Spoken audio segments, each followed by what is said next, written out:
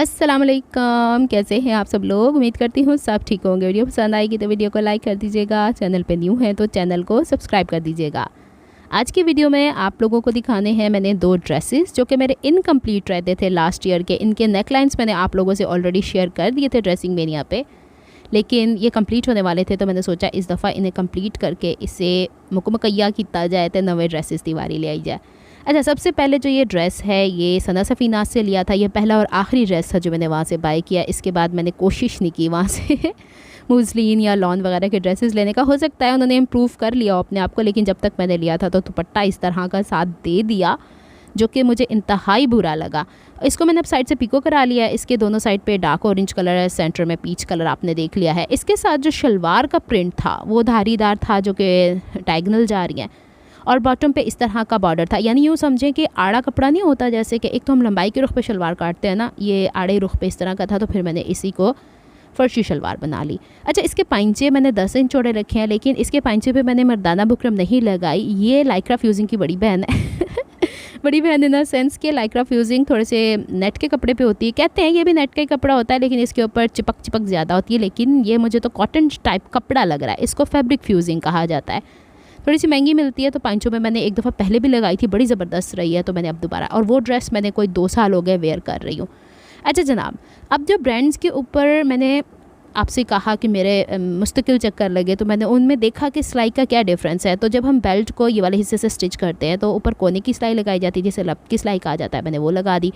इस दफ़ा मैंने जो बड़ी प्लीट की मेजरमेंट रखी है इसके अंदर वो है 2.5 इंच, काफ़ी चौड़ी रखी है। अच्छा, इसका एक वजह ये भी थी कि कपड़ा काफ़ी ज़्यादा खुला था, तो मैंने फिर इसी में से ही ले लिया। और बैक साइड पे भी 3-3 प्लीट्स आ गई हैं जनाब, 1-1 इंच की, और ये खुली डुली अच्छी सी लगनी है।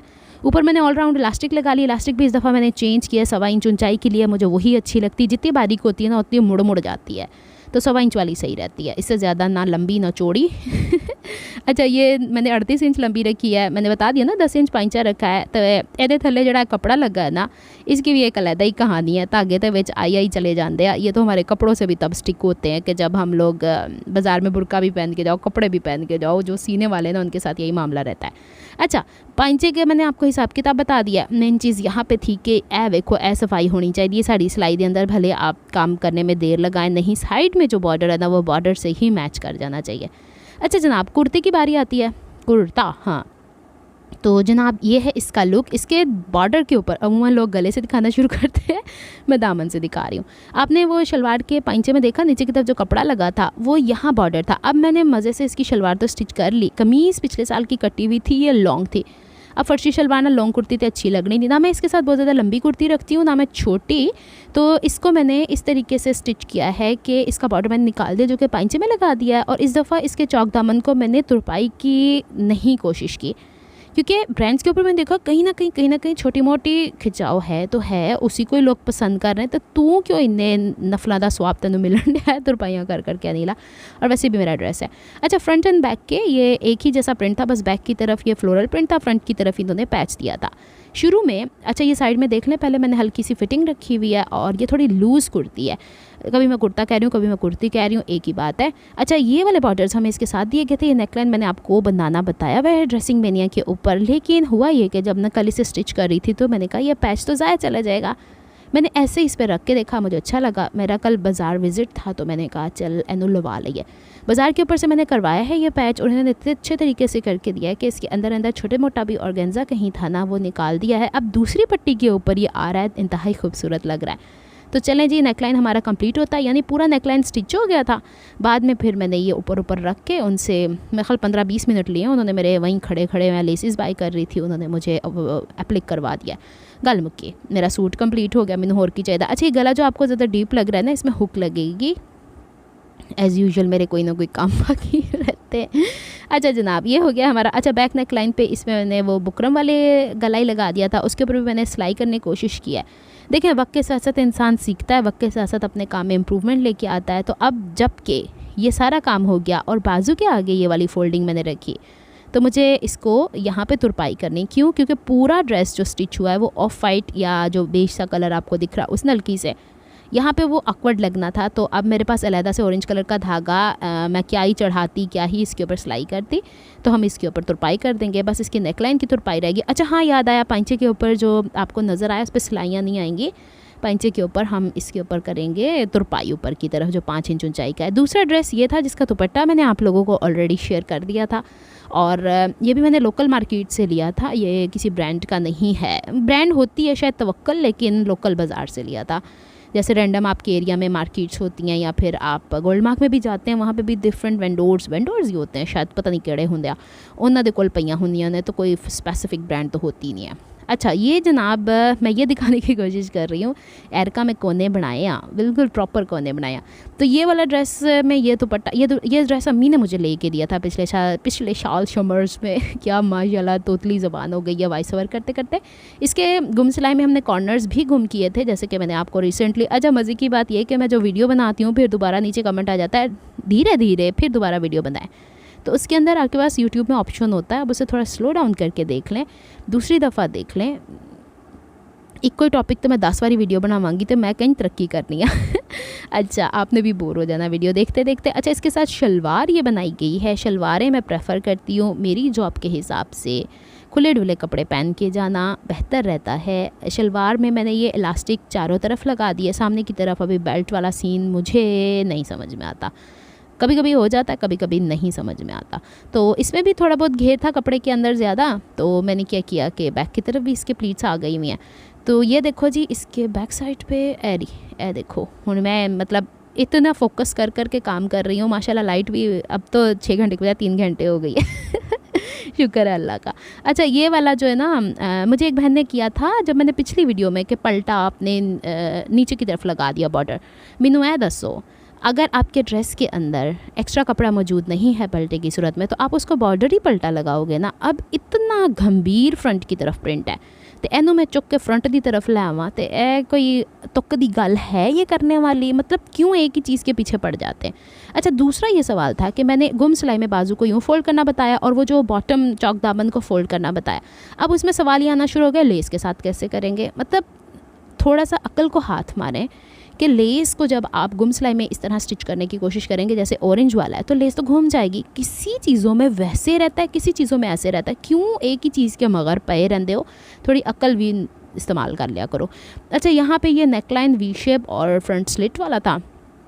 और फिर मैंने एक और चीज़ नोटिस की, नेकलाइन की तरफ ये जो बैक की तरफ कपड़ा जाता है, इसको भी सिलाई ही की जाती है, ज़्यादा तुरपाई नहीं। ये तुरपाइयों का काम दर्जियों ने शुरू किए हुए हैं, मतलब कि बहुत ज़्यादा वो होते हैं, कुछ कपड़े ऐसे होते हैं जो बहुत ही मतलब डेलिकेट होते हैं, उस पर आप तुरपाइयाँ करें, मैं उसको मना नहीं कर रही। लेकिन लॉन कॉटन के ऊपर अक्सर सिलाइयाँ ही चलती हैं, पलटों के ऊपर भी, बाजू के पलटों के ऊपर भी और गले के ऊपर भी।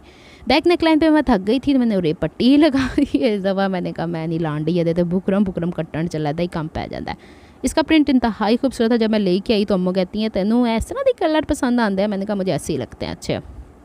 अच्छा, दामन का बॉर्डर मेंटेन करते करते ये जो समझें तो बैक वाला जो है ना वो 1 इंच बड़ा हो गया, फ्रंट का वो इसके बॉर्डर के अंदर मसला था, वो नहीं ठीक हो पा रहा था।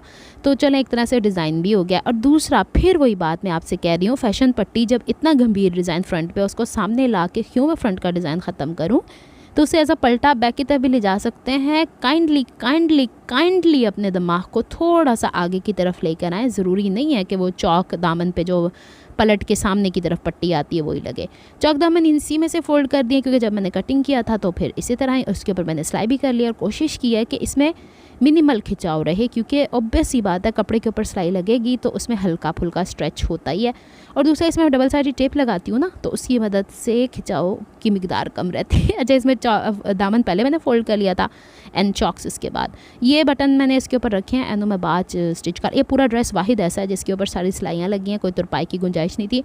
अच्छा, अब बारी आती है कि मैं रात को सोच रही थी कि मैं अगले दिन की स्टिच करना है, हालांकि इरादा तो था कि आज के दिन रेस्ट ले लिया जाए। तो ये वाला मैंने लिया था 5 गज़ कपड़ा, और तब मेरा इरादा था इसकी फ़्रॉक। लेकिन पता नहीं क्या वजह है, अभी की बात नहीं, शुरू से मुझे अपने आप पे फ़्रॉक्स नहीं अच्छी लगती। मुझे अच्छा लगता है अपने आप पे ट्राउज़र्स, लॉन्ग कुर्तियाँ या फिर शलवार कमीज़ें अच्छी लगती हैं। मतलब हर कट जो शलवार कमीज़ का या ट्राउज़र्स का होता है। फ़्रॉक्स खुले घेर की पहन भी लेती हूँ, लेकिन बहुत कम ऐसा मेरे साथ होता है कि मैं मतलब कि पामा तो ये 5 गज़ कपड़ा है, तो इसके बूटियों से मिलता मिलता मैंने ब्राउन कलर का ट्राउज़र का तब लिया था। अब ये नलकियों का डब्बा जो गोल वाला है, इसमें वो नलकियाँ हैं जो कि मैंने अनस्टिच कपड़े मेरे पड़े हुए हैं, उनको स्टिच करना है। तो अब मैं इसमें से नलकियाँ खंगाल रही थी, तो मुझे याद आई ये तो पीनी के सूट के साथ क्या, जो मैंने इसको पर्पल एक फूलों वाला सूट था जो मैंने शुरू में आपको दिखाया, सदर से लाई थी, तो मैंने इसको दे दिया था। कुछ ड्रेसेस मैं जो लाती हूँ वो सारे मेरे नहीं होते। अच्छा, एक बड़ा मज़े का कमेंट आया कि ताड़े को पैसे लगता बहुत है। अल्हम्दुलिल्लाह, मैंने कभी ना गरूर किया, ना कभी रोना पीटना डाला। अल्लाह ताला हर एक को दे, हर एक को तौफीक ताकत दे। लेकिन ज़्यादातर जो आप इतनी फैंसी लेसेस देखते हैं ना, ये ऑर्डर्स पे ड्रेसेस होते हैं बहनों, और अल्हम्दुलिल्लाह मैं अपने ड्रेसेस पे भी वैसी ही लेसेस लगा लिया करती हूँ। तो कमेंट कोई तुक्कदे कर लिया करो तो ज़्यादा अच्छा नहीं आएगा। अच्छा जी, अब ये वाला तो इसके साथ ही था। मैं ये बता रही थी, मैंने इस धागे को इतना अंडर एस्टिमेट किया ने मेरा हाथ ही काटता। मैं पहले धागे होते थे उसको यूँ तोड़ते थे, दान से तोड़ने में तो वैसे ही मुझे मसला होता है, लेकिन हाथ से तोड़ते थे तो टूट जाते थे, नहीं टूटा करते थे। अब मैं 2-2 धागे पकड़ के तोड़ रही हूँ तो थड़म करके टूट रहे हैं। मैं वाह भाई, या तो मैं ज़्यादा पावरफुल हो गई हूँ या धागे बहुत कमज़ोर हो गया अच्छा, ये वाली लेस जो मैं लाई थी वो फ्रोज़ी कलर के ड्रेस के साथ लाई थी, लेकिन पता नहीं भाई को समझ में नहीं आई। इसमें मैंने चौकों पे भी लगानी थी, उन्होंने 2 गज़ दे दी, तो फिर ये इसके साथ ज़्यादा अच्छी लग रही है। तो मैंने सोचा कि इसको इसके साथ लगा के डिसेंट सा ड्रेस बना लेते हैं। 14 अगस्त पे हम ऑफ वाइट पहन सकते हैं इस तरह का। तो देखते हैं इसका मैंने क्या करना है। इसका मैंने सूट बनाना है, मैं फ़्रॉक पे नहीं जा रही हूँ, क्योंकि मसला पता क्या है, ऊपर फ्रॉक पहनना हो तो फ़्रॉक पहनना हो, ऊपर से जब मुझे अबाया पहनना होता है तो वो उसके अंदर गोल घूम जाती है। फिर स्कूल मेरा ऐसे डिस्टेंस पे है कि या तो बस पे जाया जाए या मतलब दूर जाना होता है ना, फ़्रॉक कहीं सामने रहो। अच्छा, ये वाला ड्रेस मैंने एम्ब्रॉयडरी कराया था, इसके लिए मैं ये वाली बेसिकली लेसेस लेकर आई हुई थी, लेकिन ए ना पूरी नहीं पहन दी, मैनू नहीं समझ आन दी उन्होंने कैसे हिसाब ना मैनू दी है। मैं तो चौकों पे भी लगाना चाह रही थी, हाय मेरा पाउंस हो गया। इसको मुझे अब समझ में आया है वीडियो में देखते हुए कि डाई कराना चाहिए था लेस को, लेकिन मैं सोच रही हूँ इस ड्रेस को सिंपल एलिगेंट खूबसूरत सा, इसके दुपट्टे पे कोई कार्रवाई करेंगे। अब दुपट्टा अभी इसका नहीं मैंने सोचा है, होगा खाड़ी नेट का ही, क्योंकि खाड़ी नेट का सर पे टिक भी जाता है, उससे पर्दा भी रहता है और वो मतलब ईजी टू कैरी। और इसके साथ ये नलकी आई हुई थी, मैंने रात को ही पीनों से कह दिया था। एक वाहिद ये सूट है जिसकी याद है मुझे नलकी आई हुई है, आ देखो एग्जैक्ट रिलेंट है। तो अब मैंने सोचा इसको स्टिच करना है, क्योंकि अभी मैं जब वॉइस ओवर कर रही हूँ तो अम्मा मुझे कह रही हैं कि तू आज कोई सूट नहीं स्टिच करना। मतलब अब मैं चलती हूँ ना, मिलती हूँ नेक्स्ट व्लॉग में। अपना बहुत ख्याल रखिएगा, मुझे दुआ में याद रखिएगा। रब रखा फ़ी अमानिल्लाह, रब की अमान। अल्लाह हाफिज़।